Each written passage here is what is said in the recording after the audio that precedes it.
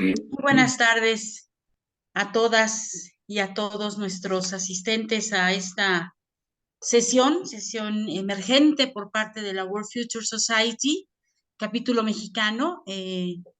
Pues como todo cisne negro, los acontecimientos no nos esperan, no se sujetan a nuestras programaciones y se volvió poco menos que urgente, importante y necesario dar paso a este seminario web al cual de manera muy pronta, muy amable, muy generosa, respondió a nuestro llamado el doctor Guillermo Pacheco Gaitán. Y a su vez, el maestro Fausto Carvajal Glass, amigo ya de esta casa, instructor también de nuestro diplomado, nuestro curso de Prospectiva en Acción, del cual en breve les haremos un anuncio, pues tuvo a bien también abrir un espacio en su agenda y hoy contamos con estos dos invitados, expertos ambos en materia de inteligencia, análisis geopolítico, sobre todo con orientación a seguridad y defensa. Me permito hacer una muy breve recapitulación de los procesos que hemos seguido. Este es un conflicto que pues puede remontarse a muchos siglos atrás, pero hay consenso entre los analistas en que podemos situarlo en el siglo XX.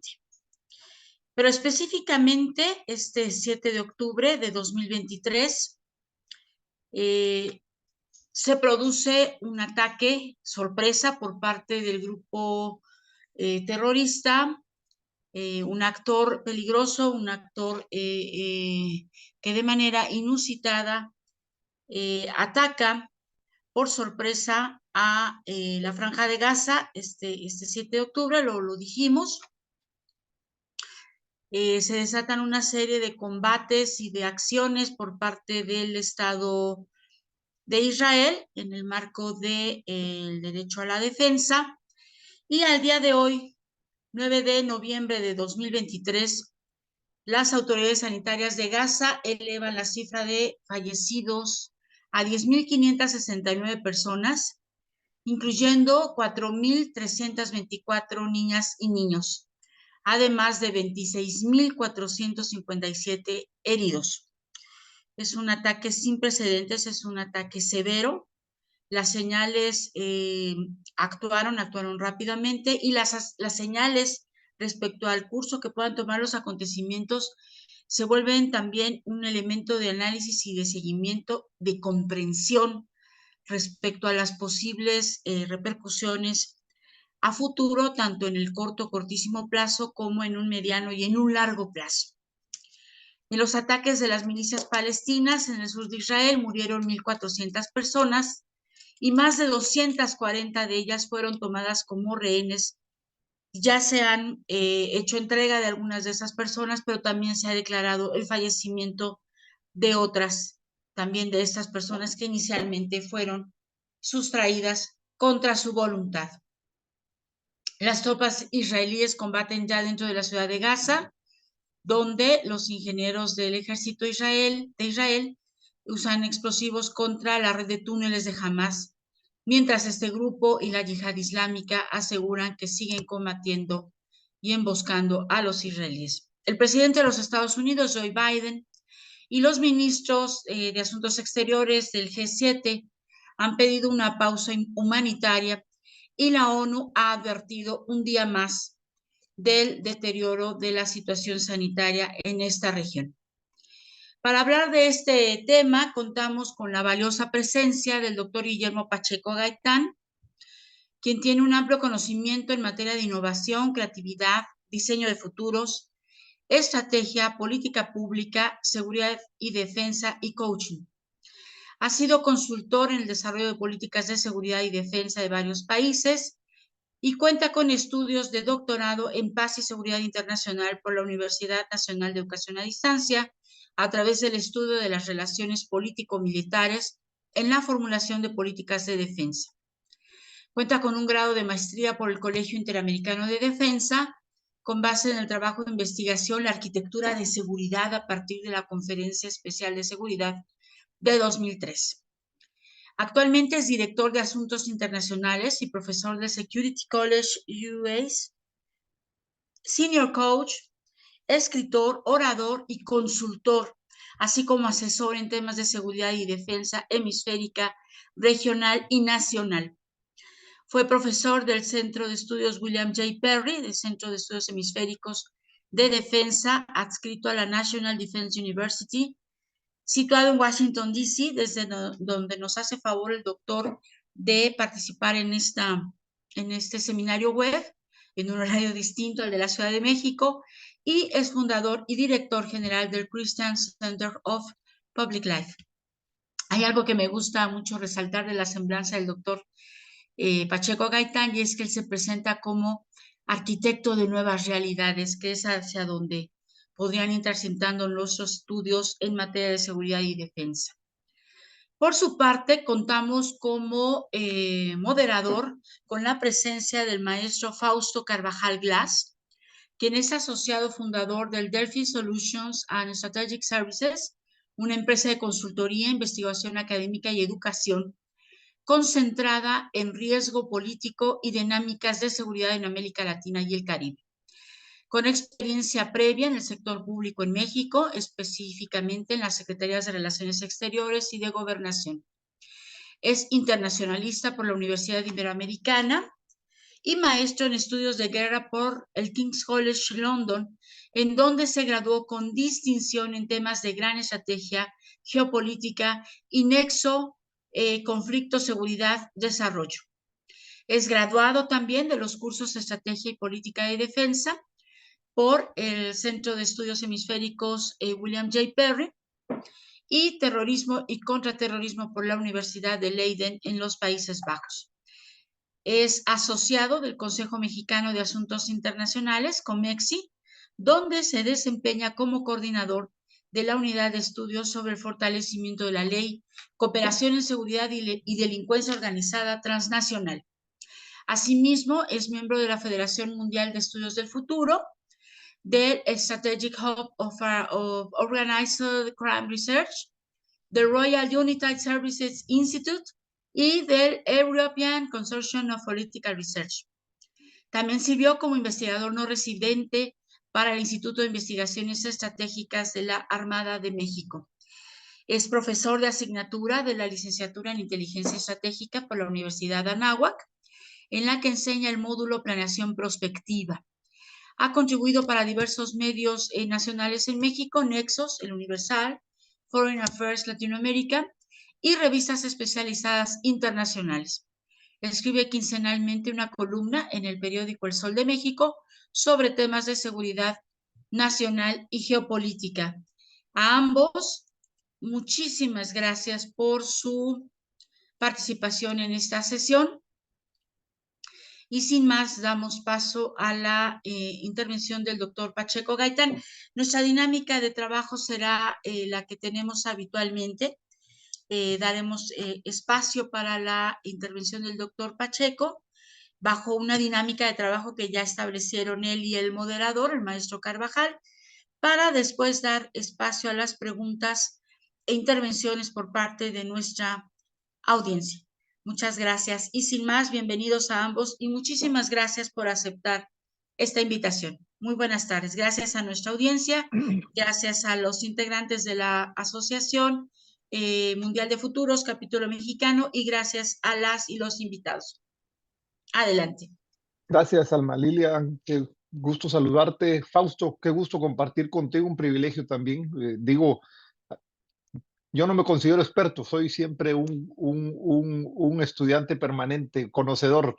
Digo esto porque en el momento que me considero experto, dejé de tirar, adquirir nuevos conocimientos, así que en algún día cuando sea viejo seré experto, pero qué gusto compartir con ustedes este tema. Ya establecimos algo ahí con Fausto.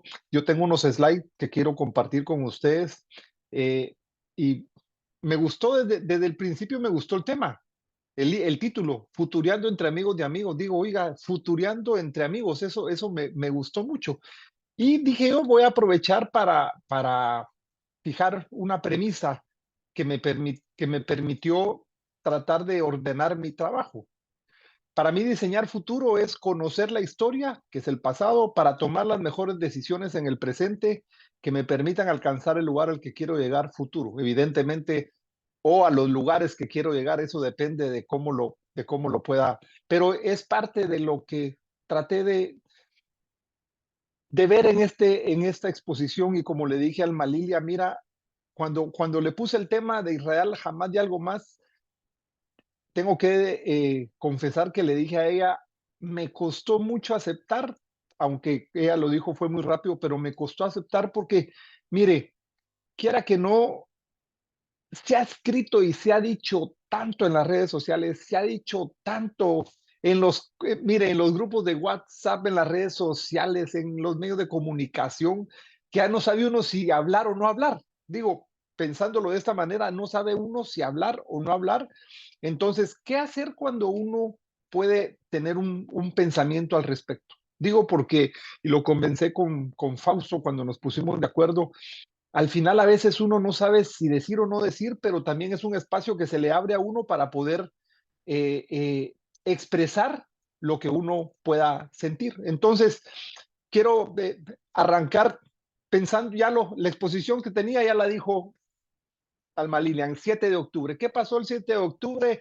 Esa relación Israel-Palestina mediada en algunos momentos por Hamas, pues llegó a un punto álgido como nunca se había pensado. Antes eran escaramuzas, antes eran lo que se les quiera llamar, pero lo que está pasando desde el 7 de octubre rompió todas esas expectativas y lo que podíamos ver, lo que podemos enfrentar, lo que podemos en algún momento decir, ver, se queda corto. Y yo lo que intenté es, en base a esta premisa que dije de diseñar futuro, pasado, presente y futuro,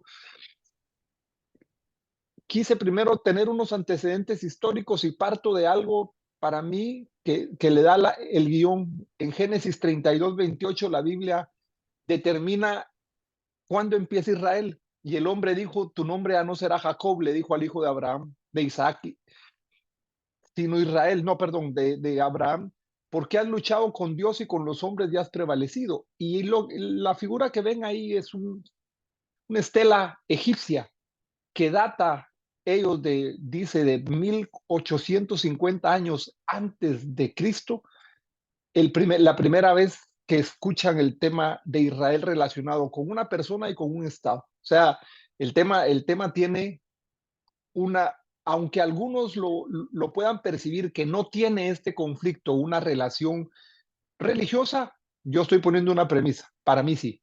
O sea, para mí sí tiene una relación porque quise poner algunas otras cosas, pero me pareció que no, porque al final de cuentas la base es la misma. ¿Por qué digo la base es la misma? Porque la base para los musulmanes es Ismael y la base para los cristianos judíos es Isaac. Entonces, ¿cómo hacer para que nosotros podamos ver y percibir eso? ¿Cómo nosotros podemos entender eso? Veámoslo. Entonces, ¿cuáles son algunos antecedentes religiosos a esto? Primero, en torno a 1200, 1350 años después de ese primer evento que se le cambia a Israel, podemos ver el mapa de lo que actualmente es Israel y Palestina relacionado a las 12 tribus de Israel, o sea, las 12 tribus que se relaciona a este libro de Génesis en la Biblia y que nos mira, nos da una buena manera de percibir que en todos estos años no ha cambiado la relación de Israel rodeado por sus enemigos, filisteos, moabitas, edomitas, arameos, o sea, tiene una visión.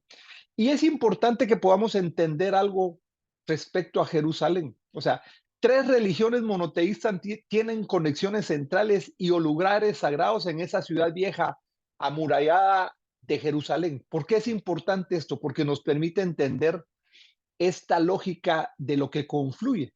Por ejemplo, para los evangélicos católicos, y hago la diferencia evangélicos católicos, porque para algunos evangélicos no es lo de los católicos y lo de los católicos no es para los evangélicos, pero tiene que ver, y estos son algunos de los lugares sagrados que están en Jerusalén. O sea, no me voy a poner a mencionar, pero el principal está uno ahí, es esa tumba vacía de Jesús, que increíblemente está en administración de un grupo, una fundación islámica que se encarga del cuidado, y hay otra serie de lugares sagrados.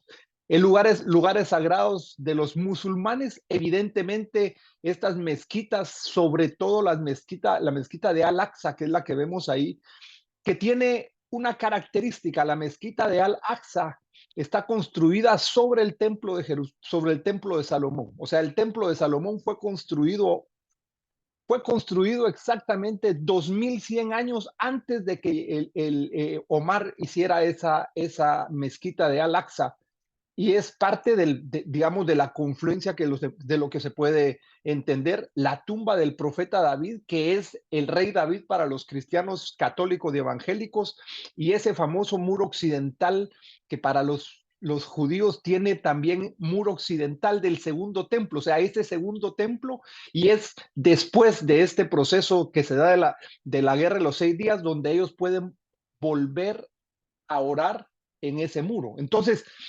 es interesante, y desde el aspecto de antecedentes nos permite entender qué confluye en Jerusalén, y es interesante lo que confluye en Jerusalén para que vean ustedes algo del pasado, del presente, y que está preparado para el futuro. La puerta dorada de Jerusalén, o la puerta de la misericordia, está en lo que era la antigua ciudad de Jerusalén, que tenía 12 puertas. Esta puerta dorada de Jerusalén está relacionada en Apocalipsis 19, donde dice que en el regreso de Jesús nuevamente a la tierra, hará su entrada a Jerusalén desde el Monte de los Olivos por esa puerta dorada.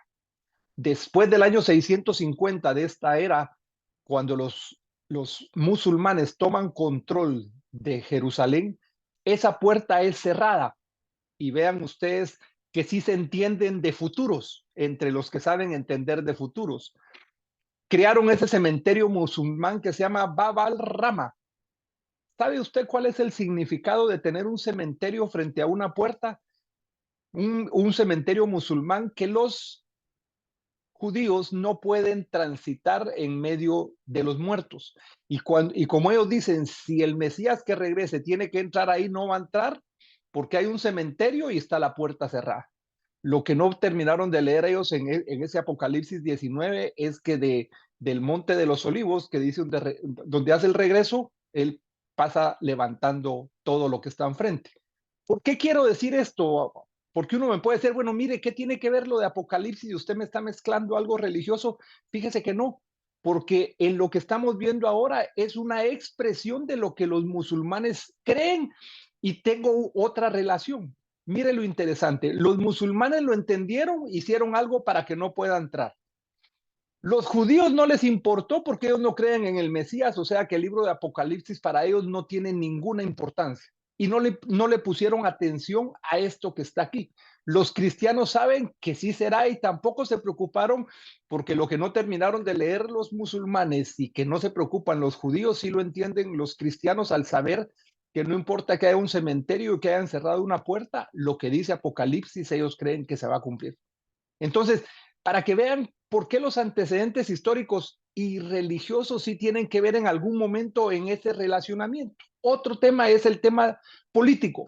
Yo me permití poner una cronología desde el 48, cuando es declarado el Estado de Israel, hasta más o menos tiempo de 2014, solo por poner un antecedente, y lo voy a tocar más adelante para que ustedes vean cómo el tema mismo se ha llegado a realizar, porque nos permite entender que desde que empezó el Estado de Israel en 1948, no ha habido un solo momento en el que pueda tener paz. 1947, esa famosa resolución 181, y establece una participación de Palestina en un Estado judío, que pudiéramos tomarnos la hora que nos queda y otras más solo para entender si fue o no fue lo que debería de hacerse en ese estado. O sea, el plan de la ONU era poder tener esto que vemos ahora.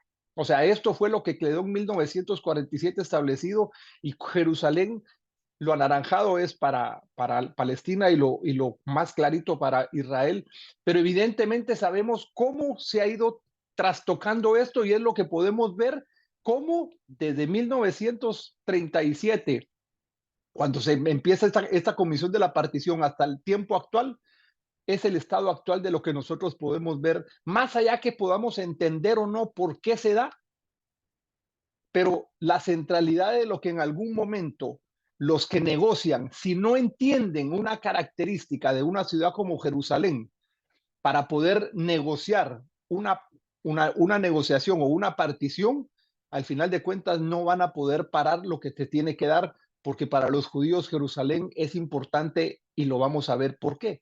Dentro de esta puesta de lo que nosotros podemos entender, no nos podemos olvidar de los acuerdos de Camp David y de Oslo, acuerdos que nunca se llegaron a cumplir y lamentablemente en el de Camp David ambos protagonistas fueron asesinados por judíos radicales y por árabes radicales al no creer que se tenía que dar un acercamiento entre árabes, entre egipcios y judíos, máximo aún por el relacionamiento que se estaba teniendo en el mundo islámico respecto a Egipto y los otros países que venían de la guerra de los 6 días y demás. Otro es los asentamientos judíos y el estatus de Jerusalén. ¿Cuándo cambia el estatus de Jerusalén? O sea, ¿por qué algunas embajadas estaban en Jerusalén, se van a Tel Aviv, se regresan algunas ahora con esta situación hay 3 embajadas en Jerusalén, Estados Unidos, Guatemala y Paraguay? ¿Por qué el interés? O sea, no podemos dejarlo de un lado y podemos ver cómo está Jerusalén. Nos pudiéramos llevar otra clase para poder entender por qué Jerusalén convive como convive y está estructurada como está estructurada, pero quise simplemente llamarlo para poder entender la vieja ciudad, el templo, el monte del templo, para Israel, la importancia que tiene ese templo y cómo Ban Ki-moon en el 2016 dijo algo muy importante. El estatus de esa ciudad, Jerusalén, sigue estando en el corazón de cualquier solución, negociación sobre el conflicto israelí-palestino. O sea, yo creo que él lo entendió muy bien, aunque lamentablemente Naciones Unidas no lo ha podido rescatar. Digo, no me sorprende porque en realidad la legitimidad y autoridad de las Naciones Unidas cada vez está más por la calle de la amargura, si me puedo expresar algo. ¿Qué tiene que ver en lo político? Esta es la sede del Ministerio de Relaciones Exteriores, muy cerca de la sede del gobierno eh, israelí, está en Jerusalén. Esta es la sede del Parlamento israelí empezado a construir en 1968. ¿Dónde está? En Jerusalén. ¿Dónde están los principales problemas en esa situación territorial? En Jerusalén. Palestina, ¿qué es Palestina? No me digo, lo saqué solo para recordar componentes. En ese famoso acuerdo de 1947, Palestina no quedó reconocida como un Estado. Por eso es que es hasta 1988 que empiezan a tratar de que sea reconocido y es hasta ese año que es reconocido como un Estado observador y empieza un proceso para poder ser reconocida como Estado y tiene 2 características políticas que complica esa relación. Uno, desde Cisjordania, donde está la Autoridad Nacional de Palestina, que en este momento es Mahmoud Abbas el que está coordinando, y por el otro lado Hamas, que es el que tiene el gobierno actualmente en Gaza. O sea, tenemos Cisjordania en manos de la Autoridad Nacional Palestina y Hamas que tiene en sus manos la franja de Gaza y que desató mire, la violencia que nosotros vemos en este ataque a Israel del 7 de octubre es casi la misma que pudimos ver en su momento de Hamas para poder hacer a un lado a Fatah, que era el contrincante político. Y finalmente, en antecedentes políticos, ¿qué marca el acuerdo Arabia Saudita con Israel que estaban tratando de firmar y al cual Irán pudo haber no visto con bien ya ese mismo espíritu de relacionamiento del mundo islámico y que se pudo haber dicho que trató de volar por los aires? Desde el tema militar, mire, hay casos muy específicos que no los podemos olvidar. La guerra de los 6 días, por lo que genera, cómo esas fronteras empiezan a cambiar desde el desarrollo de estas guerras, la guerra de desgaste que inmediatamente que termina la de los 6 días empieza a darse entre Egipto e Israel, la guerra de Yom Kippur, 1973, mire la relevancia del 73, 50 años después, dice que fue de la misma manera. Israel fue repentinamente atacado donde no lo esperaba. Hubo un ataque repentino y déjeme nuevamente amarrarlo con los religiosos. En el versículo de Primera Tesalonicenses 5:23, el apóstol Pablo lo dijo respecto a ataques repentinos de Israel, respecto a futuro, a proféticamente hablando, ataque repentino. En el momento dijo que se oiga hablar de paz y seguridad, habrá un ataque repentino. O sea, y los dos ataques fueron ataques repentinos, pero vamos a ver más adelante por qué el de ahora tiene una característica diferente. Otro, la masacre de Múnich. Cómo la masacre de Múnich desata un hecho, tenía el nombre ¿cómo se llama? La operación que hace que Israel acabe con cada uno de los miembros de Palestina que actuaron en contra de los deportistas israelíes que murieron en Alemania. La operación Entebbe 1976 para poder rescatar a los secuestrados en Uganda tiene una característica importante militarmente hablando. Esta foto que ven aquí se llama Jonathan Netanyahu, Yava, le decían, el hermano mayor del actual primer ministro de Israel. O sea, él era el que comandaba esa acción de Entebbe y es dado de baja en esta operación de Entebbe. Murieron 3 militares, murieron 6 de los que estaban detenidos en el avión y lamentablemente también muchos ugandeses, pero esto revela una situación respecto al posicionamiento del actual primer ministro de Israel. La intifada que ha tenido diversas y que lo podemos ver justamente en esta parte, porque la cronología de la operación Pilar de Defensa tuvo que ver y estaba muy relacionada con el hecho mismo de las intifadas y de la operación Borde Protector. O sea, en el 2014, para que nosotros podamos ver cómo se genera dentro de la franja de Gaza y a partir de esta densidad de población es una de las densidades de población más terribles que se pueden encontrar y la población actual se calcula aproximadamente 2.265.000 personas. Entonces, cuando nosotros entendemos cómo está vista Gaza, y yo desde un aspecto estratégico, ya después me gustaría oír a Fausto también, cómo en algún momento Israel acepta que la franja de Gaza quede tan aislada, pero sigue perteneciendo a Palestina y siga prestándole una complacencia que me voy a revisar después, esté pagando ahora el precio de justamente haber permitido dándole que siguiera un proceso que desde luego no había estado dentro del mismo acuerdo en 1947. Otro, la operación Plomo Fundido del 2008, que genera un proceso bastante, bastante crítico también para Israel. El proceso que ya tiene muchos años de construcción, se calcula que jamás ha construido más de 600 kilómetros de túneles. Desde Gaza, imaginemos el pedacito de Gaza, la cantidad de túneles que tiene conectados y no digamos, hay un tema especial en esto de los túneles. No pueden ellos entrar al tema de Israel después de 2012, cuando Israel, militarmente hablando, puede construir un cerco electrónico que le daba certeza de que no iban a hacer túneles para poder entrar a Israel. Y quiero terminar la parte de militar respecto al contexto, es para que nosotros podamos entender, Israel no es de los 3 o 4 mayores poderes militares, pero sí tenemos que entender que su poder militar sí está reconocido por lo que puede llegar a hacer respecto a algunas cosas de la tecnología que vamos a analizar también adelante y que en algún momento también tenemos que entender por qué Estados Unidos ayuda militarmente a Israel, por qué inmediatamente Estados Unidos mueve para poder tener una base de disuasión respecto a lo que se pudiera hacer desde Gaza o se pudiera continuar haciendo.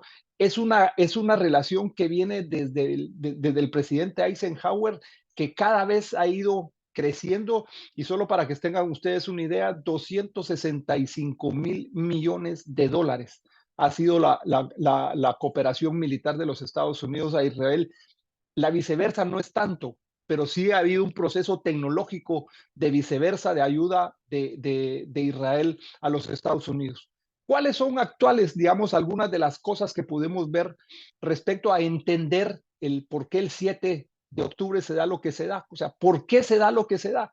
¿Por qué podemos entender que el ataque fue terrestre, aéreo, eh, eh, marítimo en algunos casos, pero qué hace que jamás pueda entrar a Israel cuando no lo esperaban, cuando no se pudo haber entendido respecto a qué, respecto a lo que Israel pudo haber esperado de Hamas? O sea, ¿qué pasó?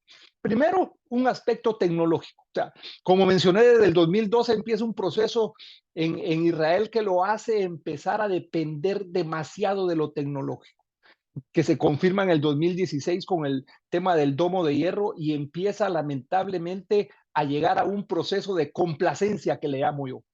Y llega en algún momento a una frase que se dice cortar el césped, que es, mire, nosotros cortamos el césped en la franja de Gaza y no nos pasa nada. Somos tan buenos y tenemos una tecnología tan alta que lo tecnológico y la complacencia les permitieron a los de Hamas poder hacer la entrada que pudieron hacer el 7 de octubre. ¿Por qué?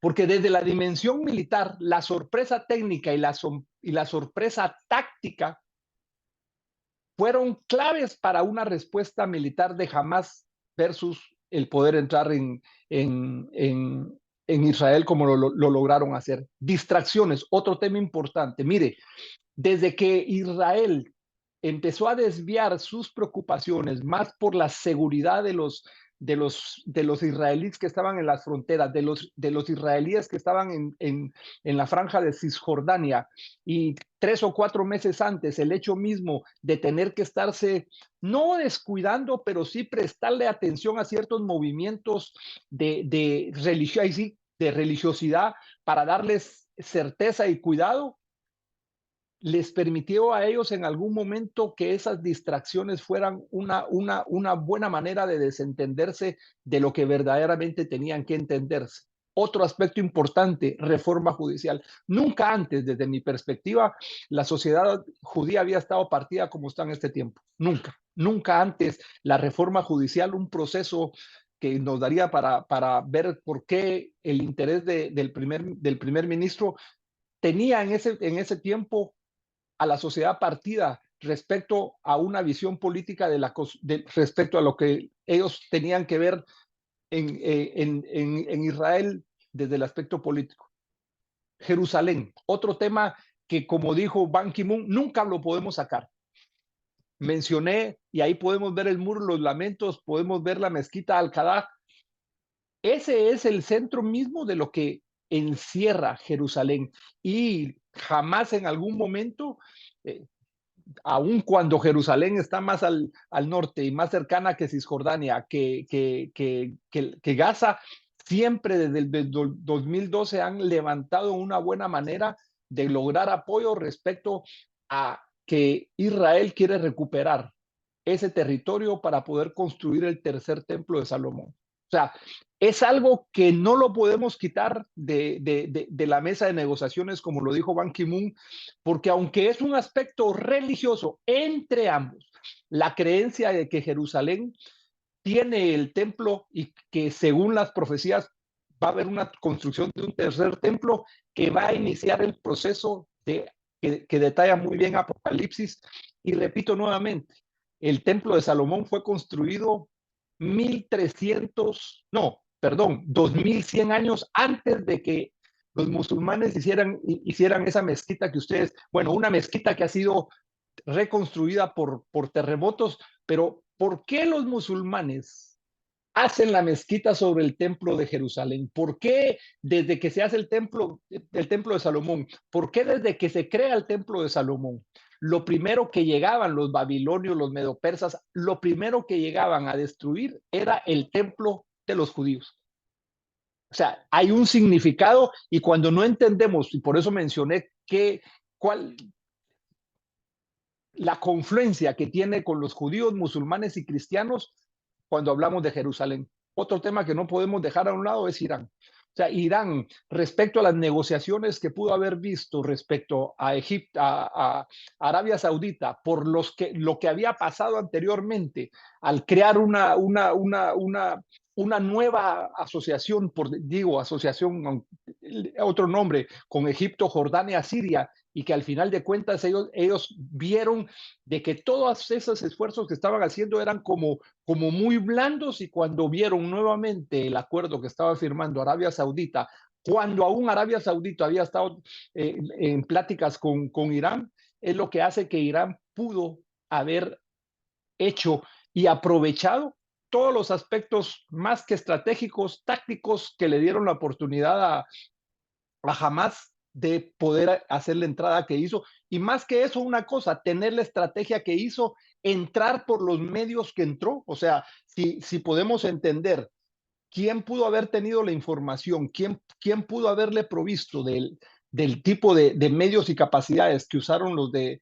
los de Hamas, uno tiene que entender que pudo haber sido Irán, como en algún momento, y no está muy constatado, lo empezaron a decir. El otro tema es Hamas. Mire, Hamas, en el momento que lo hizo, yo quiero rescatar una cosa.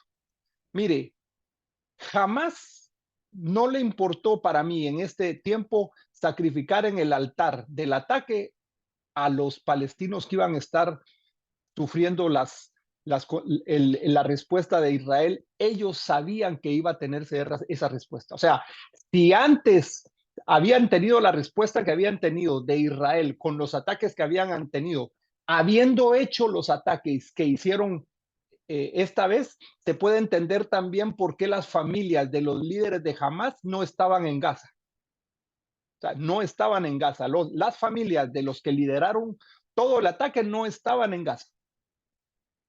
Y entonces, por decirlo de esa manera, sacrificaron en el altar de la estrategia de atacar a Israel a muchos palestinos que ellos sabían que iban a ser sacrificados, y que es lo que vemos que en este momento se está dando, y que iba a ser parte de la estrategia de comunicación, porque es la que ellos manejan también muy bien. Una de las cosas que quiero rescatar de Hamas respecto a esto es el tema y la relación nuevamente con Jerusalén y la mezquita de Al-Aqsa. Es decir, mire, uno de los puntos centrales de Hamas es la exterminación del pueblo judío. O sea, Hamas no va a descansar hasta que Israel desaparezca, así como Israel ha querido, y lo menciono más adelante, durante 15 años decir que va a desaparecer a Israel, a Hamas. Ni Israel va a desaparecer, ni Hamas va a desaparecer. Y si lo metemos esto desde una perspectiva profética, Israel no va a desaparecer hasta que se den algunos acontecimientos que todavía no se han dado. Otro es error conceptual de Israel. Un error conceptual, me explico, estando tan en un tiempo de complacencia, de creer en lo tecnológico que se tenían, de estar dispuestos y distraídos en estas situaciones que expliqué. Y el error conceptual fue no haber entendido lo que ellos dejaban pasar. O sea, todo el aporte económico que desde Qatar estaban recibiendo Hamas, y que llegaba a la franja de Gaza, fue en algún momento, como habiendo dicho de Israel, la inteligencia egipcia y la inteligencia de los Estados Unidos les dijeron: pongan atención. Y hubo un error conceptual de Israel al nuevamente confiar demasiado en lo que tenían. Y aquí uso la fábula del escorpión y la rana. A Israel se le olvidó esta fábula. Se le olvidó la fiereza y la manera en la que sabían que jamás iba a producir un ataque. Se le olvidó. Creyó nuevamente primero en lo tecnológico, y no creyó que la reacción de Hamas a lo que se estaba dando en este momento iba a ser del aspecto que se dio. Y yo quise conseguir unas fotos del ataque del 7 de octubre, y mire, por respeto ya no lo quise poner, por respeto. Pero también tenemos que considerar la respuesta de las fuerzas de defensa de Israel, porque uno puede decir, mire, es una reacción desmedida, pero no es nada que no se compare con las respuestas anteriores, solo que esta vez era la que jamás sabía que se iba a dar. Y para mí yo le llamo éxito catastrófico, no solo de las fuerzas de defensa de Israel, sino de Hamás mismo. ¿Por qué? Porque el éxito catastrófico que están teniendo no puede generar otra cosa que unos, digo, señalamientos como se pueden estar dando de ambos lados, aunque es increíble. Si ustedes se ponen a googlear el impacto de los ataques del 7 de octubre, encuentran ustedes más fotos de la reacción de las fuerzas de seguridad de israelí que las fotos que se pueden encontrar de lo que produjo Hamás ese día. Entonces, cuando nosotros entendemos cómo va dándose esta situación, ya llega un momento que nos podemos preguntar, bueno, ¿y qué pasó? O sea, en medio de como pudo haber sido lo tecnológico, como pudo haber sido la complacencia, pudo haber sido un error conceptual, como pudo haber sido aprovechar esa situación política que estaba viviendo Israel, ese abrupto fractura societal que estaban haciendo por la reforma judicial. No sé, digo, si yo supiera y tendría la respuesta, de repente Fausto me ayuda un poco en poder entender, o Alma en poder entender eso, pero llega un momento en el que no lo puedo entender, porque uno lo que puede hacer es ver algunas de las situaciones como los puedo estar viendo, y me tardaré 4 minutos más en terminar, es ¿cómo puedo hacer entonces yo para entender? Uno, el tema de la evacuación y reconstrucción de Gaza, que eso va a ser algo que si Israel no lo había pensado y no lo sigue pensando, va a ser algo que lo va a perseguir nuevamente, no van a desaparecer. Y Gaza la tienen que reconstruir, sobre todo por esa complicada evacuación, porque Israel ordena que se evacúen 1 millones de los 2.2 millones que viven actualmente. Digo, imposible. Otro aspecto es reacción internacional. Mire, usé esto de reacción internacional como el 7 de octubre o el 8 de octubre, el sábado, pudimos haber visto hasta la Torre Eiffel en París con esta formación. Un día después, cuando reaccionaron al ataque. Pero no podemos dejar también de ver es cómo reaccionaron una visita del presidente Biden para que podamos entender el, el irrestricto apoyo o cercano apoyo que los Estados Unidos puede tener con Israel mismo, que en medio de la complicada situación que estaba, visitó Israel. Pero también tenemos algunos datos que nos pueden, cómo nosotros podemos entender quiénes son los que, cómo generó la polarización o cómo reaccionaron a favor, posición intermedia y en contra de Israel en la actualidad. ¿Cómo nosotros podemos entender que el grupo de países que respalda con claridad a Israel es, en gran medida, el núcleo activo a favor de Ucrania? Ya después pudiéramos meter a otro actor como es Rusia y por qué a Rusia le convenía que apoyar, porque no lo puedo decir con plenitud, apoyar a Hamas para que se lograra hacer lo que Estados Unidos justamente está haciendo. Otra diferencia fundamental es el tema de la India, neutral en el caso de Ucrania, pero alineada con Occidente en el respaldo a Israel, y el único de los BRIC que está dando ese apoyo. Y otra cosa importante es que ese ataque también evidencia la brecha del mundo musulmán. ¿Por qué? Porque los países con mayor y más estrecha relación con los Estados Unidos han adoptado posiciones mucho más moderadas que los antagónicos, o sea, han estado muy moderados. Y los votos del sábado pasado, que se pedía una tregua inmediata, que fue el 29 de octubre, podemos ver cuáles fueron los países que votaron a favor: los azules, los anaranjados que se obtuvieron y los rojos que estuvieron en contra. Podemos ver ahí cuántos fueron los que estuvieron a favor, cuántos en contra y cuántos se abstuvieron. O sea, los rojos fueron los que estuvieron en contra y podemos ver posicionamientos. Los que se abstuvo pueden ver ustedes Canadá, Australia, India. Entonces, ¿cuál es la reacción internacional? Otro tema: las mentiras y la desinformación desempeñan un papel clave en la lucha entre Israel y Hamas, como nunca antes. Lo veíamos ya en el conflicto Rusia-Ucrania y ahora como nunca antes lo podemos ver. Fotos como esta, informaciones como esta, lo que nos permite a veces entender preguntarme ¿es verdaderamente cierto? Los números que decía Al-Malili al principio, esto es de hoy. Estos números son de hoy, hasta el 9 de noviembre, 11.091 muertos, 1.600.000 desplazados. O sea, ahí podemos ver cómo es que se está dando en este momento esa reacción israelí en el ataque. Pero déjeme contarle otra cosa de esta foto de internet. Euromed Human Rights Monitor lo revelan. ¿Sabe usted que ellos no revelan en ningún momento lo que jamás le hizo a Israel? Digo, entendiendo posicionamientos. No estoy criticando uno, digo, entendiendo posicionamientos igual que en este momento en los medios de comunicación. Entonces, cuando yo entiendo qué lecciones estratégicas rápidas puedo entender. Uno, no, perdón, antes esta frase de Félix Gilbert, él dijo, mire, formados en los turbulentos años de la derrota, la revolución, la guerra civil y la inflación, teníamos poca fe en la duración de la estabilidad. La única certeza que teníamos era que nada era certero.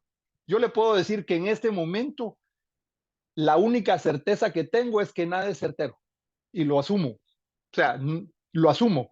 Por eso algunas lecciones estratégicas es, uno, el conflicto depende de la percepción del éxito.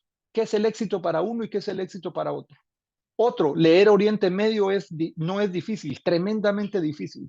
Y cuando nosotros entendemos que un eje geoestratégico mundial se movió, o aunque sigue estando en menor intensidad, pero sigue estando en el Oriente Medio, aunque se ha movido hacia Pacífico, Oriente Medio es difícil leer. Otra cosa que los ejércitos modernos deben enfrentar la guerra legal, sabiendo una cosa, los señalamientos que tiene Israel son exactamente ¿por qué? Por la guerra legal. Lecciones operativas, tácticas y tecnológicas. Nuevamente, uno, la potencia de fuego de precisión tiene limitaciones y Israel lo ha visto muy, muy de cerca. Dos, la defensa antimisiles tiene potencial y es cierto, mira, son varios las potencias que han llegado para ver el domo de hierro con Israel y cómo es que le funciona bien. Tercero, hay valor en las armaduras y sistemas de protección activos, las hay, las hay. Y yo quiero terminar viendo el futuro, o sea, para dejar todavía el espacio de preguntas y respuestas. Uno, lo histórico religioso pesará siempre en lo que pasará. O sea, yo no creo que lo histórico religioso vaya a poder hacerse un lado del conflicto árabe, perdón, Israel-Palestina. O sea, no se puede mover. Más aún entendiendo que hay una parte profética que aun cuando los judíos no aceptan esa parte del Nuevo Testamento donde está Apocalipsis, pero en el Nuevo Testamento que ellos llaman la Torá y que ellos todavía leen, ahí está el famoso libro de Isaías. Y en el libro de Isaías hay profecías que tienen muchísima relación con lo que está por venir. Entonces, si hay cosas que está por venir desde lo profético, y no digo desde el Corán y de lo que pueden creer los musulmanes, lo histórico religioso pesará siempre en lo que vaya a pasar en esa relación. Dos, Israel no acabará con jamás, como ha ido prometiendo de 15 años, ni jamás con Israel. Lo adelanté. No va a haber, ese es un conflicto que lo único certero que tengo es que lo incierto que hay no va a acabar. Tercero, a nivel regional, este nuevo enfrentamiento evidencia una constatación indiscutible. No habrá paz en Oriente Medio sin que la cuestión palestina esté encima de la mesa. No la va a haber, no la va a haber. Cuarto, lo internacional no podrá generar el consenso necesario para finalizar el conflicto. No va a haber un conflicto como nos lo ha enseñado, aun cuando las lógicas son diferentes.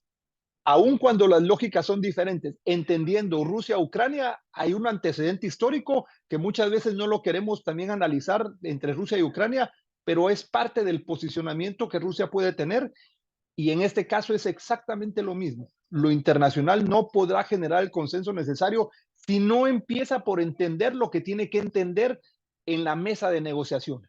Entonces, para que nosotros podamos entenderlo, no, esto ya está, es parte de lo que pongo en la mesa y de lo que da suficiente tiempo o el tiempo que ustedes quieran para poner, discutir. Traté de que no fuera, digamos, más extenso. Pudimos haber y saben ustedes muchísimo, pero como le dije a Alma Lilia, no sabía si aceptar y cuando acepté, no fue tan fácil saber en qué me quería centrar, pero sí en los aspectos importantes para poder darnos una idea y saber entender un poquito, porque hay tantas cosas, es un poquito este conflicto entre Israel y Hamas. Muchas gracias, doctor Guillermo.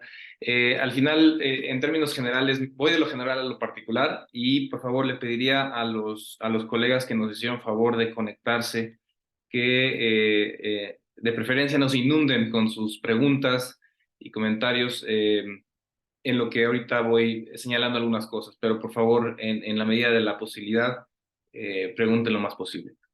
Bien, no, en términos, digamos, metodológicos, si me permiten, la exposición del doctor ha reflejado la importancia de contemplar distintos factores en el análisis estratégico, ¿no? Factor político, histórico, religioso, militar, tecnológico.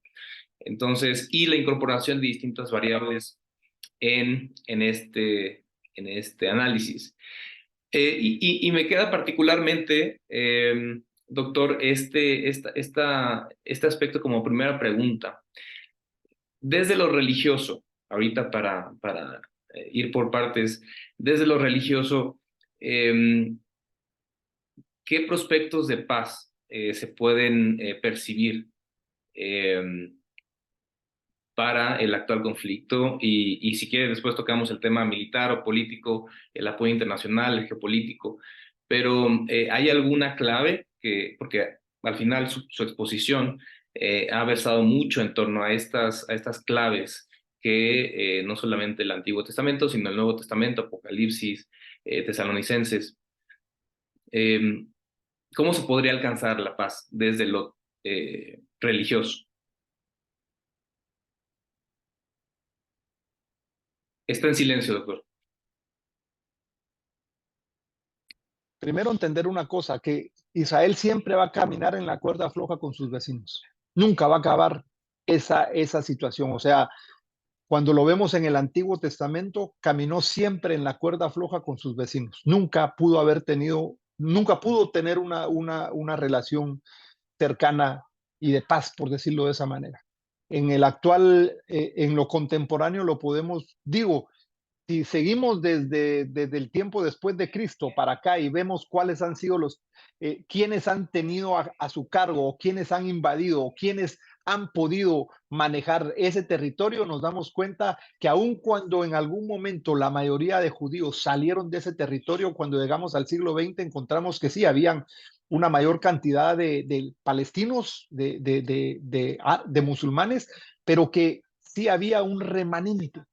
Y es interesante cómo desde Isaías, el libro de Isaías del Antiguo Testamento, se amarra a lo que en algún momento en los evangelios, primero Jesús mismo habla en Mateo 24:14, que él dice, cuando escuchen de paz y seguridad, prepárense, porque viene un ataque repentino para ese país, para ese pueblo que no ha sido fiel conmigo. Digo, entendiendo eso, después lo agarra en Apocalipsis, Juan, y lo desarrolla en el capítulo 19, si no estoy mal, y lo que dice es, mire, en pocas palabras, nunca van a tener paz con sus vecinos. O sea, por eso lo menciono respecto al tema que hay que tenerlo. ¿Cómo hacemos nosotros para lograr que en Oriente Medio, y lo dije en una de las de lo estratégico, leer Oriente Medio es muy difícil si no lo sabemos entender desde lo histórico religioso?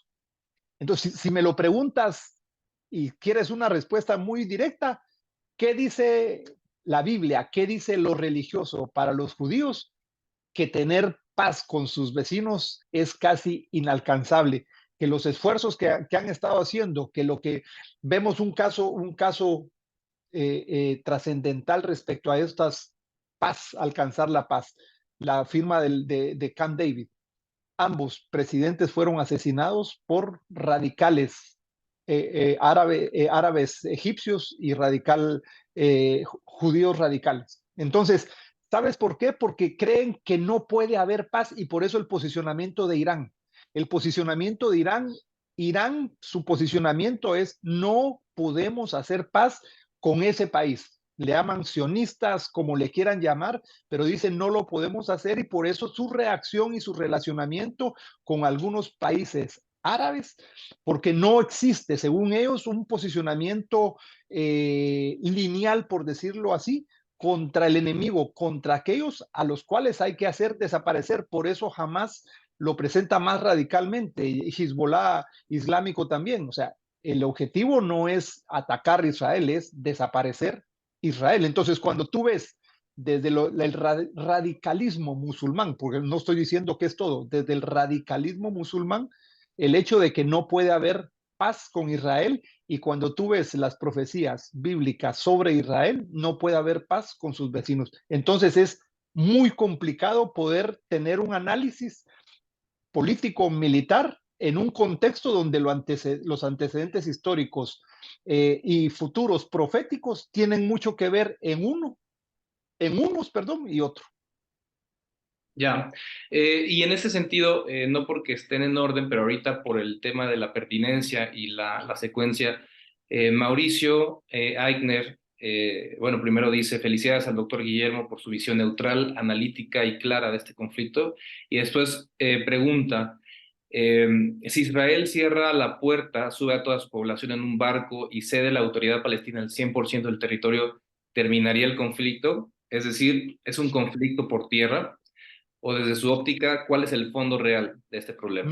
No es el conflicto, no es, mire, si el conflicto fuera por tierra, la respuesta sería muy fácil. Si el conflicto fuera por tierra, Israel no hubiera tenido después de la Segunda Guerra, bueno, incluso antes de la Segunda Guerra Mundial, durante la Segunda Guerra Mundial y Segunda Guerra Mundial, el hecho de regresar a ese lugar.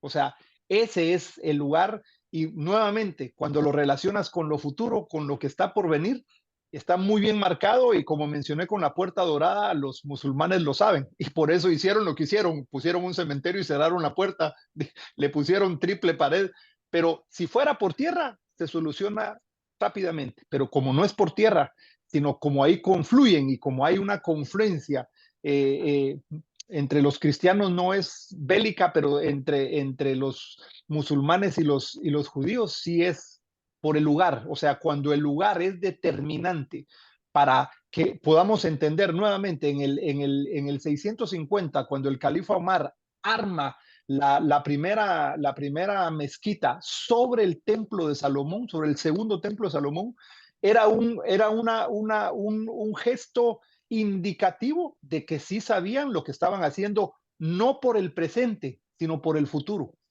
Cuando hacen lo mismo con la Puerta Dorada, ellos saben que lo están haciendo no por el presente, sino por el futuro. ¿Por qué? Porque la raíz es la misma. O sea, otra cosa que tú puedes ver en esto es que la raíz es la misma. Ismael por un lado de los musulmanes e Isaac por el lado de los judíos, sabiendo que el padre de los dos es el mismo, Abraham, pero uno era el hijo de la promesa, y lo dice la Biblia, no lo digo yo, y el otro es el hijo, por decirlo así, uno es el de la promesa que llega como no tiene que llegar, que es Isaac. Digo no tiene que llegar porque a los 100 años y a los 80 la mamá eran infértiles, como tú te podrás imaginar, pero se da ese hijo la promesa, y el otro cuando se mete las manos humanas, cuando la esposa de Abraham cree que no iba a poder, que le da a su servidora, por decirlo así, egipcia, para que pueda ver, y llega Ismael, pero Dios fue claro en decirle, el hijo de la promesa es de ustedes dos, no como ustedes lo quisieron hacer. Cuento esto para cerrar. Es difícil poder entenderlo si no lo vemos desde esa perspectiva. Entonces, no es por tierra. No es por tierra. Igual, si agarráramos a los palestinos y a todos los vecinos y los lleváramos a otro lado y dejáramos todos a Israel, no es eso la solución. Pero entonces, doctor, y aquí aprovechando los beneficios de la moderación, una solución de dos estados no podría abonar a desescalar esta situación que ha sido Sí, histórica, como usted bien lo ha mencionado, pero que de alguna forma podría brindar estabilidad. cuando tú dices dos estados, Palestina e Israel. Así es. Sí, o sea, Eso era lo que en algún momento, cuando se da el convenio de partición de Palestina en 1947, la idea era esa. Nuevamente, no me explico por qué en su momento solo queda reconocido Israel y no queda Palestina. Y se da un proceso hasta 1982 para que pueda ser reconocido y que genera todo un proceso, como te dijera yo, de movimientos radicales en Palestina para poder ser reconocidos. Y segundo, un error para mí estratégico de Israel digo haber permitido porque se genera esa franja de Gaza, que es lo que sabe aprovechar Hamas para primeramente hacerse de la franja de Gaza políticamente, aunque digo políticamente, militarmente frente a Fatah, que era su contrincante, pero que al final de cuentas, si hubiera una solución, sería exactamente esa, poder definir perfectamente los dos estados. Y entendamos una cosa, Israel con Cisjordania, con el movimiento de la autoridad palestina, no tiene ningún problema. Al contrario, el presidente de este movimiento está en contra de Hamas. Entonces ahí tú puedes ver que sí puede haber una solución de generar dos estados y creo que para mí sería un camino más viable en este momento. Hay dos preguntas que a mi juicio se interrelacionan. Una de nuestro querido colega Abraham Serrano. Mm.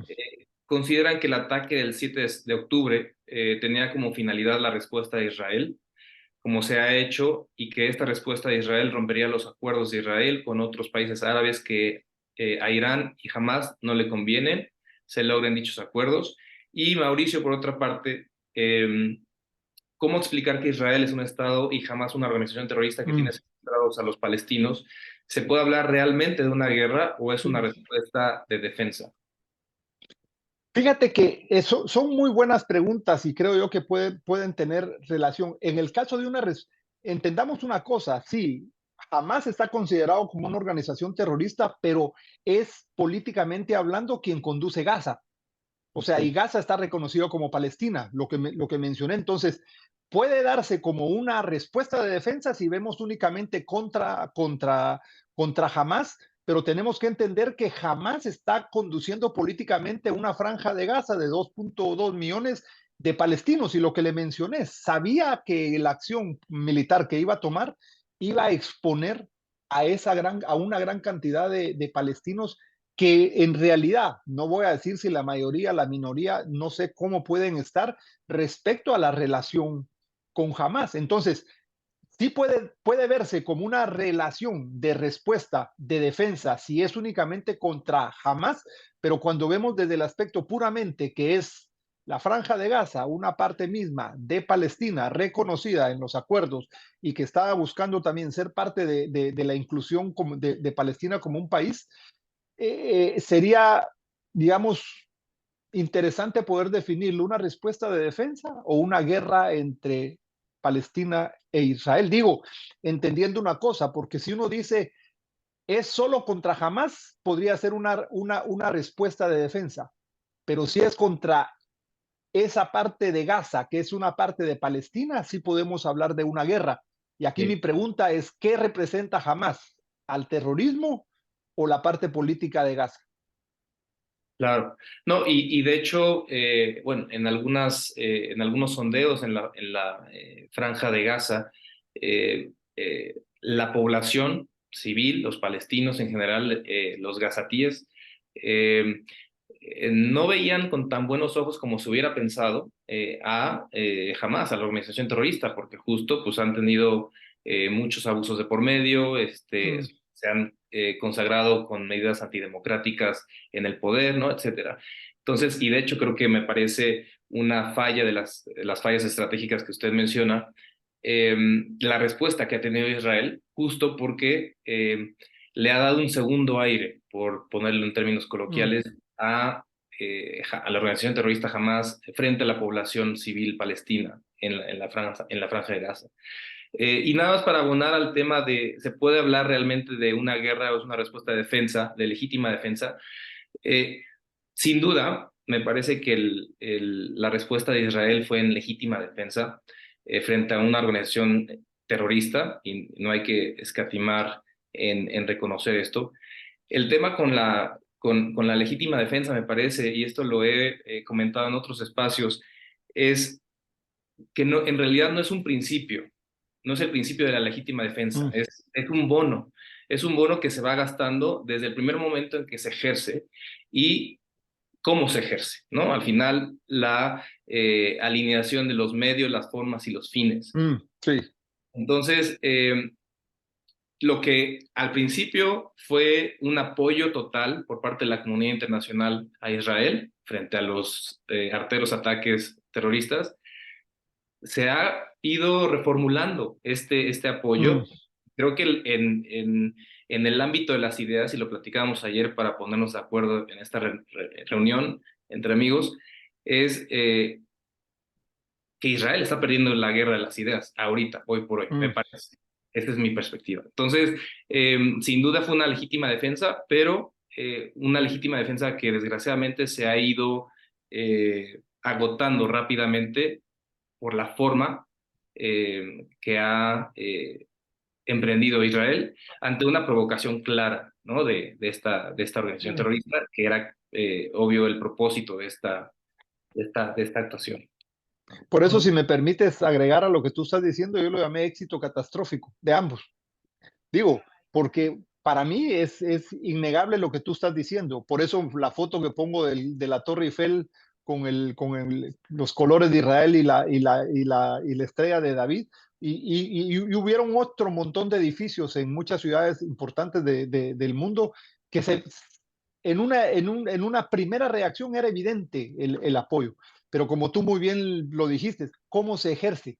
Y ahí es donde creo que el éxito catastrófico que puede tener Israel puede ir en contra también de ellos, lo que mencioné yo también del tema de la evacuación, de evacuar Gaza y de la reconstrucción, porque retomo lo que tú mencionaste.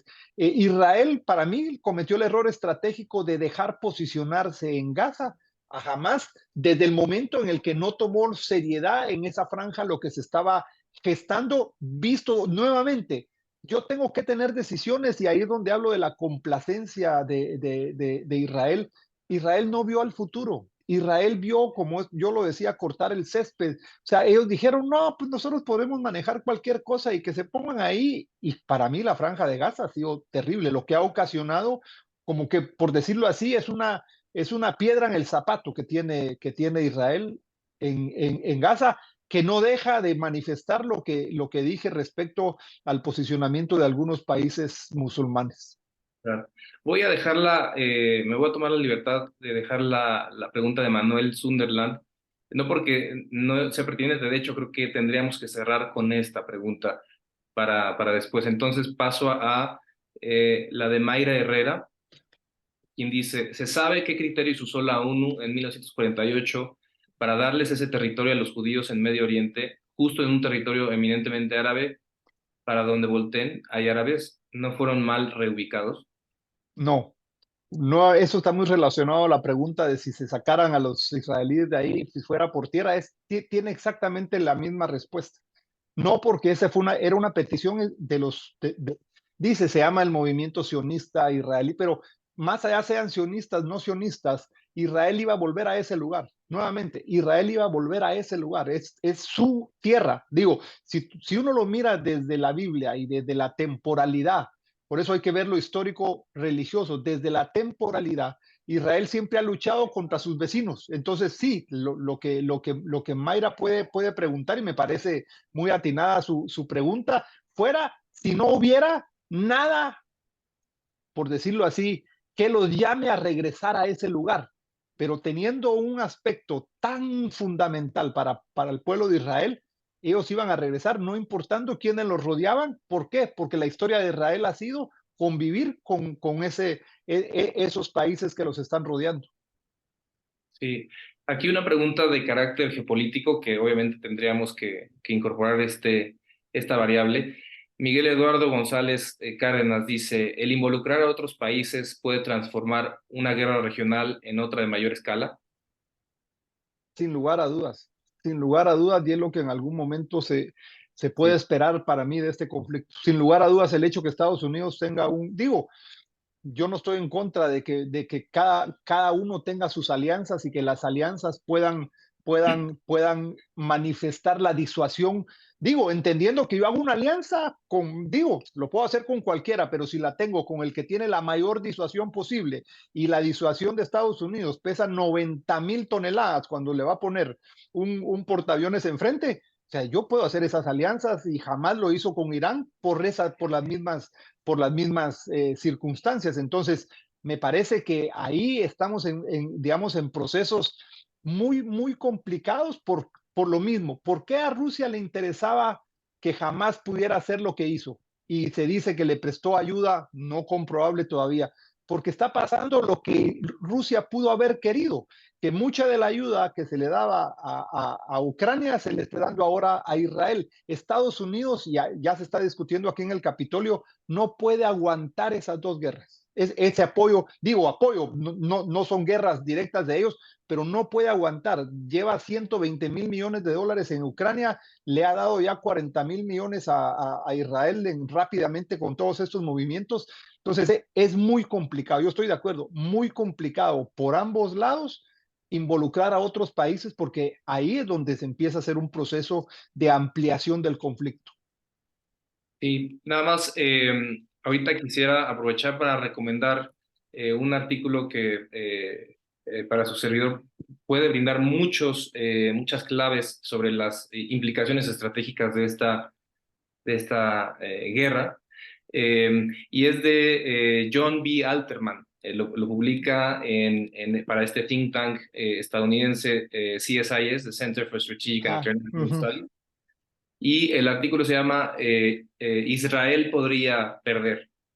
Y él, porque al final estamos en un espacio eminentemente de prospectiva, en alguna parte de su artículo realiza un escenario, ¿no? Entonces, entre otras cosas, dice, jamás vislumbra la victoria, no en un año ni en 5 años, No. pero a través de una guerra prolongada que incremente la solidaridad palestina e incremente a su vez el aislamiento de Israel, el aislamiento internacional. En este escenario, jamás se reúne y conglomera a la población de Gaza a través del odio y ayuda a colapsar a la autoridad palestina, y también obviamente pues a demeritar a la autoridad militar israelí.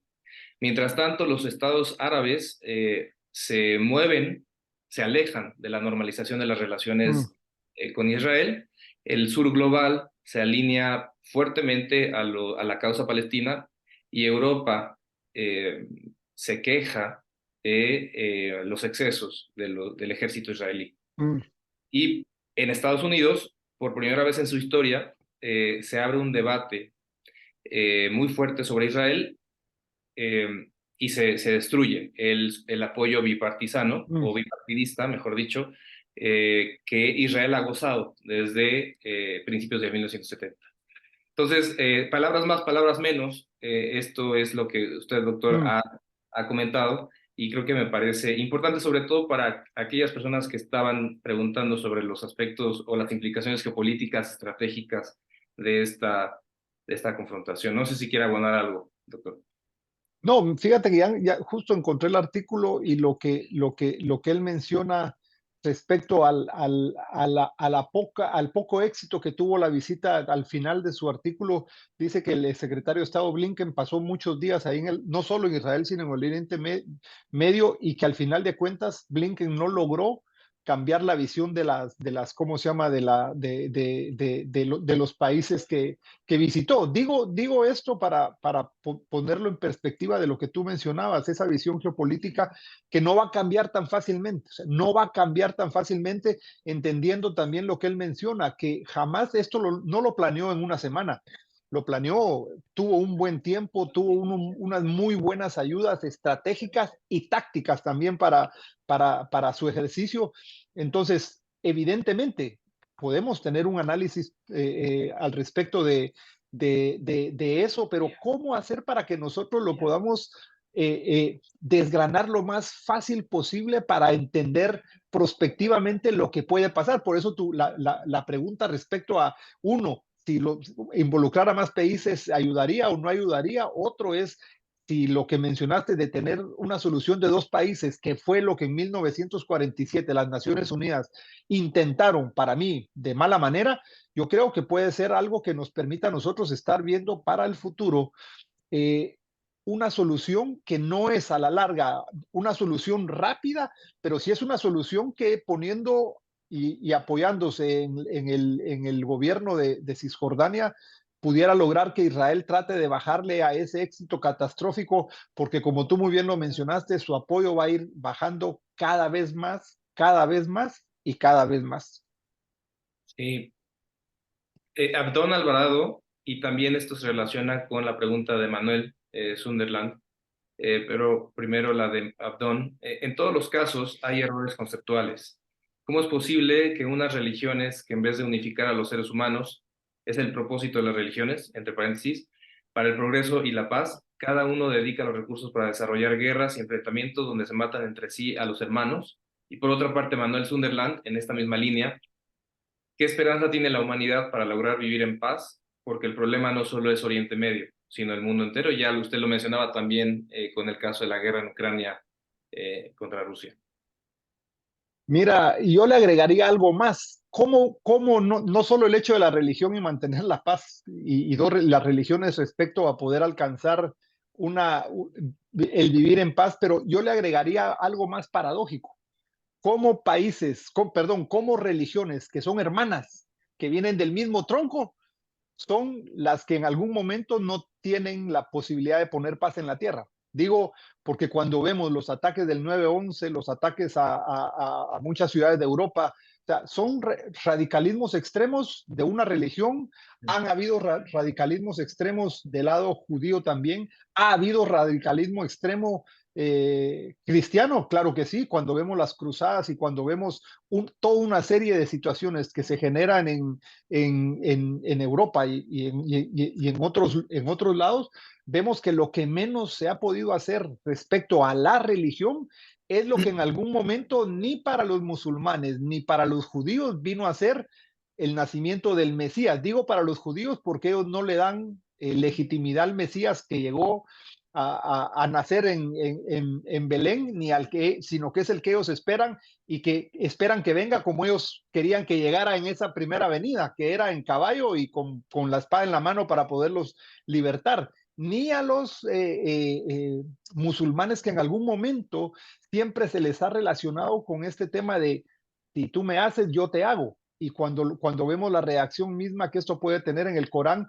pero que no lo podemos poner tabula rasa ni para todos los judíos ni para todos los musulmanes, porque así como hay radicalidad en unos, hay radicalidad en otros, pero al final, si le sumamos a esto también y le sumo una tercera variante, los cristianos, católicos y evangélicos, que son la religión número uno en el mundo, o sea, la religión número uno, aún todavía ante el avance musulmán, está la cristiana, después está la musulmana y la judía es muy pequeña todavía. ¿Cómo no hay una reflexión de esa paz que mencionaba? ¿Cómo podemos no tener la paz que se quiere? Pero para los judíos, nuevamente, cuando lo vemos proféticamente, y lo mencioné, 1 Tesalonicenses 5:23 en la Biblia, que menciona Pablo, dice, cuando oigan de paz y seguridad, preocúpense porque entonces vendrá un ataque repentino. Entonces yo agarro las profecías bíblicas y digo, aquí qué es lo que estamos viendo entonces. O sea, que no se pueden poner unos de acuerdo ni otros.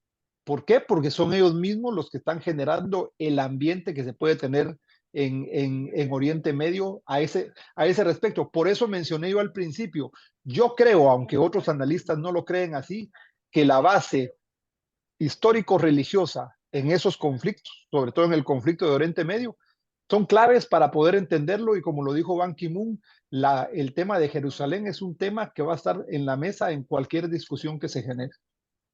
Sí, aquí para complementar, Mauricio Eigner nos dice, en toda guerra nadie gana, Nadie, todos, nadie. todos, todos siempre pierden. Es como la perinola que dice pierde, pierde o gana, gana. En la guerra es pierde, pierde. Perder, perder. Así es. Querida Alma, ¿tenemos más tiempo o cómo estamos del mismo? Vamos bien, Fausto. Sí, sí, hay un poco más de tiempo. Adelante, por favor. Dice, Manuel Sunderland, el problema lo sumarizo en 2 palabras, naturaleza humana. Naturaleza humana. Excelente conferencia, preguntas y respuestas. Gracias a todos. Fíjate que esa es una pregunta donde yo podría verla o desde el ámbito teológico o desde el ámbito puramente sociológico, si se puede decirlo de esa manera. Digo desde el ámbito teológico, porque en el ámbito teológico dice que hay dos, digamos, hay dos tipos de naturalezas en las personas. Una naturaleza que es la naturaleza de Adán, que le llaman ellos, que es la naturaleza pecaminosa, y la segunda naturaleza de aquellos que entran en una relación con Cristo, que ahí entra lo que creo que Mauricio fue el que preguntó, que es la expresión de la luz. ¿Qué luz? Del amor de Cristo. Por eso yo cuando hablo de eso, yo digo, ¿qué le hubiera pasado a David frente a Goliat si él hubiera conocido a Cristo, como dice esta manera de hablar? ¿Le hubiera tirado la piedra o le hubiera puesto la otra mejilla? Digo, para que tú veas desde el ámbito teológico cómo se separa una y otra, porque Claro. lo que dice es totalmente de acuerdo. O sea, ¿qué le hubiera pasado a David en esa situación? Como lo mismo le pudo haber pasado a toda esa enseñanza que él vino a decir. Ese es uno. Lo otro es, desde el ámbito sociológico, la naturaleza misma del hombre. El hombre es malo por naturaleza. Entonces, ahí es donde vemos esa diferencia respecto a lo que mencionaban, es cómo me puedo yo mover para poderle entender de naturaleza humana. Claro, si lo vemos desde la naturaleza humana, como él lo dice, ese es el problema, porque desde el ámbito sociológico, el problema lo vemos en la naturaleza humana. Bien. Ahora, nada más quisiera mencionar rápidamente de hecho da 2 recomendaciones este personaje Alterman, el doctor Alterman, Mm, para este artículo. Y uno es justo el tema de que Israel tendría que regresar o ganarse de nuevo el mm, apoyo global, ¿no? Y por otra parte, Israel tendría que ayudar a vigorizar a la autoridad palestina, que, como lo ha mencionado el doctor, pues ha estado por años debilitándose, y que al final, pues son, por lo menos, por decirlo menos, enemigos políticos de mm. Hamas, ¿no?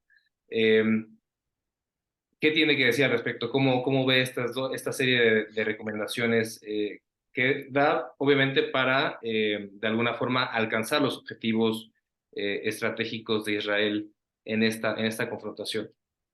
Mira, yo pienso que esa es una de las situaciones que ha hecho Israel con Mahmoud Abbas, que es el presidente de la Autoridad Nacional Palestina, el mantener una buena relación, porque al final de cuentas es un gana-gana. Nuevamente, la guerra es un pierde-pierde.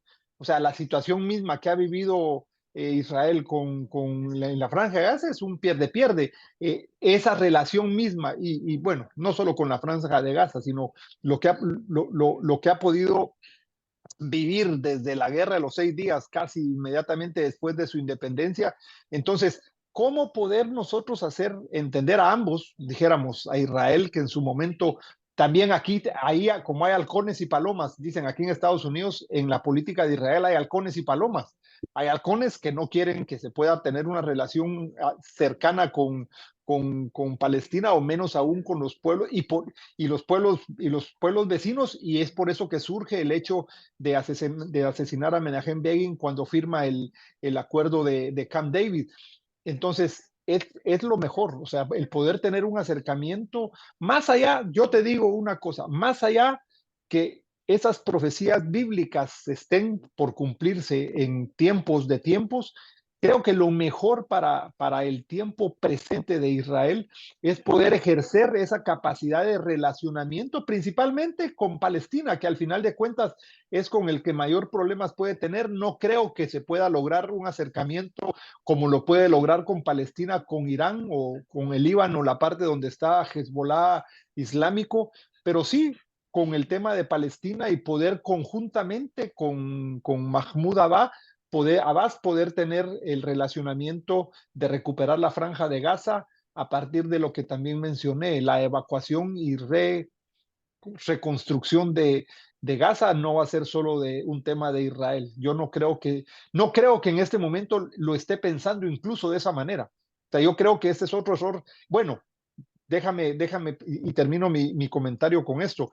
En todo de lo que hemos leído, incluso mucho de lo que yo expuse, vemos mucha táctica, mucha táctica, poca estrategia. Me explico, o sea, la poca estrategia es qué hacer con lo que estamos haciendo. Digo, porque al final de cuentas yo no voy a pasar tirando a medio mundo si al final de cuentas tiene que haber un proceso de reconstrucción, pero no solo una reconstrucción del lugar mismo, sino una reconstrucción de tender puentes con la misma población palestina, ya sea que quieran o no quieran a más, si haya la mayoría o no la mayoría, al final de cuentas viven 2 millones de personas, 2.200.000, y si de esas un 30% puede apoyar a Hamas, hay muchas personas a las cuales hay que prestarle atención. Hay muchas personas a las cuales no se les ha prestado la atención que hay que prestarles la atención. Digo, porque en medio de lo que se puede, del conflicto que puede generarse entre el radicalismo y el pueblo de Israel, hay que reaccionar, y esa que para mí sería una opción de corto y mediano plazo que pudiera como ayudar a bajar este ímpetu que tienen ambos. Uno en seguir haciendo daño y otro en seguir respondiendo por la legítima defensa. Sí. Digo, brevemente quizás convendría rápidamente hablar sobre el futuro político, ya que estamos hablando de perspectiva, del futuro político de Benjamín Netanyahu ante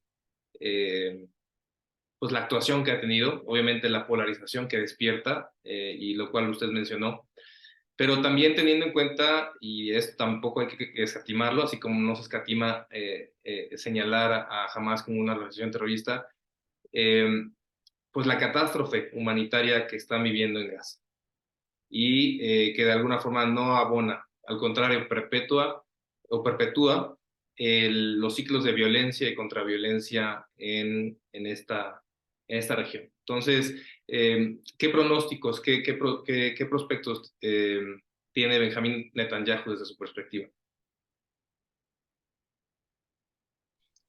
Netanyahu, quiera que no, desde mi punto de vista, va a pagar, tiene un costo político que pagar, que ya lo venía pagando por esta reforma judicial, pero una de sus mayores, ¿cómo te dijera yo?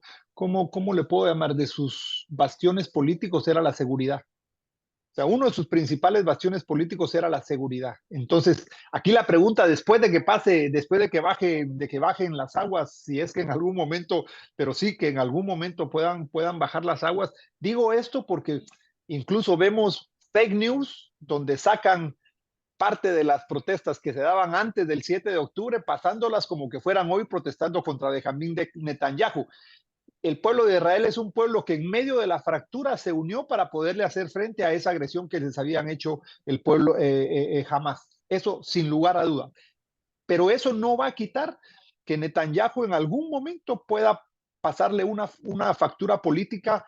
No solo el mismo hecho de que no se ha definido el tema de la reforma judicial y lo que el pueblo pueda seguir pensando en esto, sino el hecho mismo de ese error conceptual que dio a mí, ese error conceptual que llevó a complacencia y que llevó a que cómo le lograron entrar hasta la cocina con digamos, cómo David le entró a Goliat cuando Goliat tenía todas las de ganar, se había preparado tecnológicamente, y ahí sí podemos aplicarles a ellos exactamente, ya no la parábola, la fábula del escorpión y la rana, sino les podemos aplicar la historia de David y Goliat. ¿Cómo Goliat, con toda la capacidad, dijéramos, tecnológica del momento, podía enfrentarse a un David que tenía únicamente una honda y 5 piedras, pues la misma situación va a tener que pagar, para mí, Bibi Netanyahu, y en su momento, cuando se calmen las aguas, creo que políticamente le va a pasar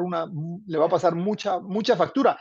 Y por eso vimos a un Benjamín Netanyahu muy enfático. Eso creo yo que le asumió bien su papel de conductor político. O sea, las 3 o 4 intervenciones que para mí fueron claves para darle al pueblo de Israel un llamado de estabilidad, como el mismo discurso que en su momento Winston Churchill hizo 1943, 44, no me acuerdo bien.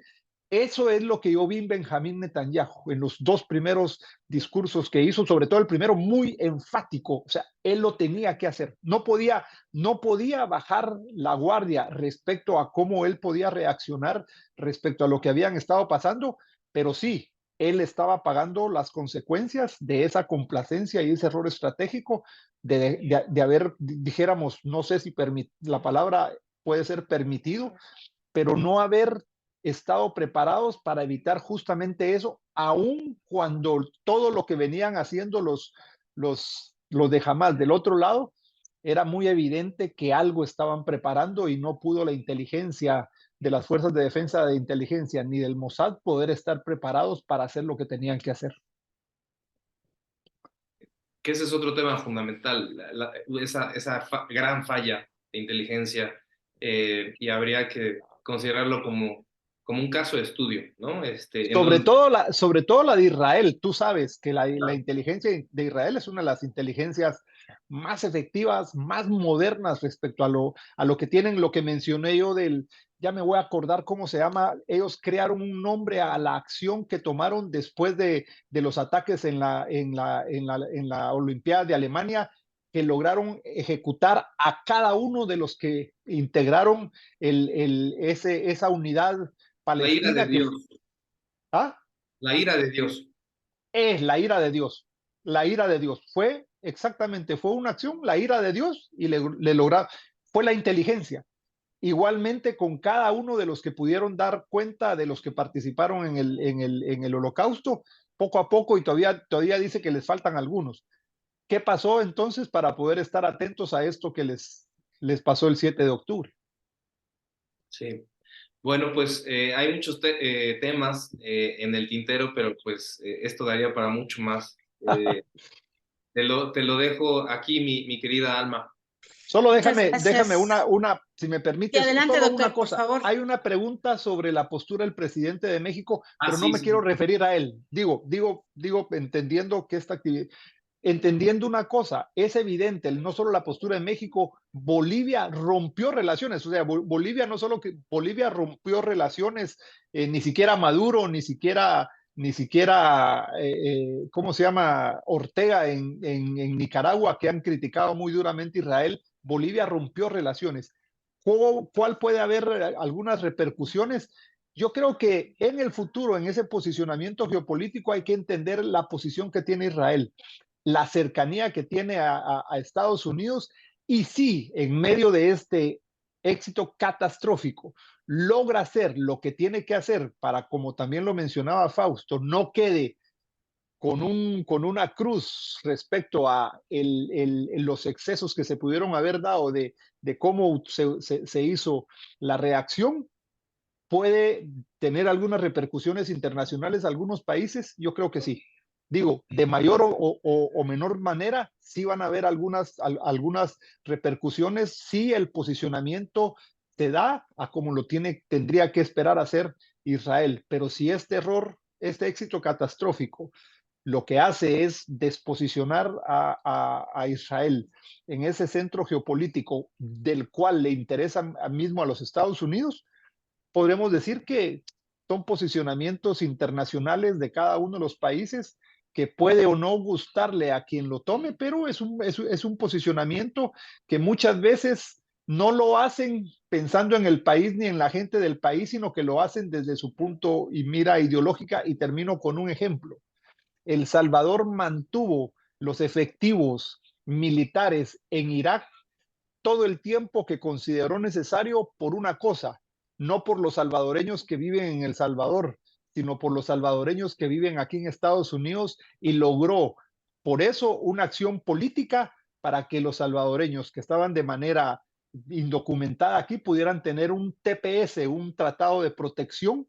¿Por qué? Por una acción de permanecer en Irak apoyando con 150 soldados, si tú quieres, Fausto, pero era la acción de un país respondiendo a lo que un país aliado le puede haber pedido, y le determinó a Guatemala. Guatemala en el 2001, el canciller respondió que si no era por bandera de Naciones Unidas, no iba a Guatemala, y este es el momento, 22 años después, que Guatemala no tiene TPS en los Estados Unidos. Entonces vemos que sí hay repercusiones internacionales. Claro, claro. Listo, pues, Alma. Muchas gracias, mi queridísimo Fausto. Muchísimas gracias, mi estimado y admirado doctor Guillermo Pacheco Gaitán. Muchísimas gracias por la intervención, por darnos, esclarecernos muchos de los puntos que nos generan más dudas, ¿no? Frente a esta complejidad que se vio acelerada. Yo lo que me quedo con 3 lecciones primordiales después de esta brillante exposición, y es la necesidad de, como bien señalas, doctor Guillermo, no soslayar la importancia de mirar a futuro, de pensar estratégicamente y repensar la manera en que estamos abordando el estudio y el análisis de las señales de futuros. Creo que la respuesta táctica operativa se da en lo inmediato, pero no debemos soslayar que está presente el corto plazo, el mediano y el largo plazo, precisamente para buscar soluciones duraderas, y creo que eso es una gran responsabilidad de los estados y de las fuerzas que están ahorita haciéndose presentes en este conflicto.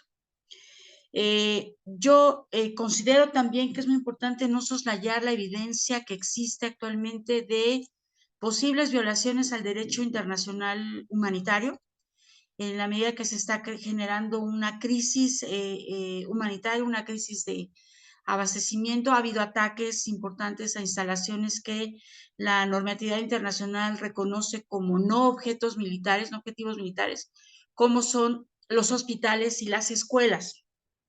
Y ahí actores como la ONU, Estados Unidos, no pueden soslayar esta evidencia, esta responsabilidad a la que tendrán que hacer frente los diferentes actores involucrados en el conflicto. Y por último, me quedo pensando mucho en esta frase que mencionas, doctor, mucha táctica y poca estrategia. Y en el análisis prospectivo, el peso hay que dárselo primordialmente a la construcción de estrategias, porque eso rebasa el corto, el mediano plazo. Pensar de manera prospectiva involucra pensar en soluciones estratégicas de 10 años o más. Y esto implica el poner en juego estrategias de acción y de análisis de tipo político, ya no solamente de reacción y de ejercicio de la fuerza.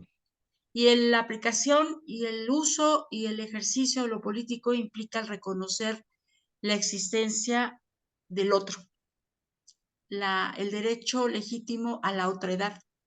Y mientras ese otro, esa otra no sean reconocidos como actores con pleno derecho de existir y de permanecer y de desarrollarse, difícilmente podemos llegar a soluciones que vayan más allá del ejercicio de la fuerza, y con este costo tan alto que me tiene pensando mucho, sobre todo en términos de generaciones futuras. Generaciones que ya tenían un problema de disponibilidad de recursos, de acceso a la educación. Estoy pensando en niñas, en niños. Hay un tema también de salud mental en esas poblaciones que están concentradas, y esas son variables que hay que poner en el análisis, sobre todo con miras a soluciones sostenibles a futuro. Podríamos seguir. Adelante, por favor, doctor. Solo te iba a decir, pensando lo que de la estrategia, yo entiendo la estrategia como el puente entre el presente y el futuro. O sea, no podemos tener muchos buenos sueños de futuro, pero si no tenemos esa estrategia que sea el puente entre quién soy y quién quiero ser, o dónde estoy y dónde quiero estar. O sea, por eso hay buenas intenciones, y sobre todo pensando en este tema de entre amigos y amigas hablando de futuro. pueden haber buenos futuros, pero de conectarnos a esos buenos futuros depende de que seamos desarrolladores de buena estrategia. Y ahí entendiendo Claro. una cosa en el tema de seguridad y defensa es poder lograr que el conductor político entienda que él es el que tiene que determinar a dónde quiere ir un país y que de ahí para abajo se desarrollan estrategias. El problema que creo que hemos tenido en América Latina es que los conductores no han asumido el rol que tienen. Y cierro, perdón. No, por favor, pues muchísimas gracias, doctor. Muchísimas gracias, maestro Fausto Carvajal, por este excelente y brillante trabajo de moderación, fabuloso. Muchísimas gracias a nuestra audiencia por sus fabulosas preguntas. Este video podrán consultarlo después en el canal de YouTube de esta asociación y pues nos vemos en la siguiente charla. Muchísimas gracias. Excelente tarde para todas y para todos. Buenas noches. Gracias por todo. Muy buenas noches, un placer. Gracias, Fausto. Igualmente, Fausto.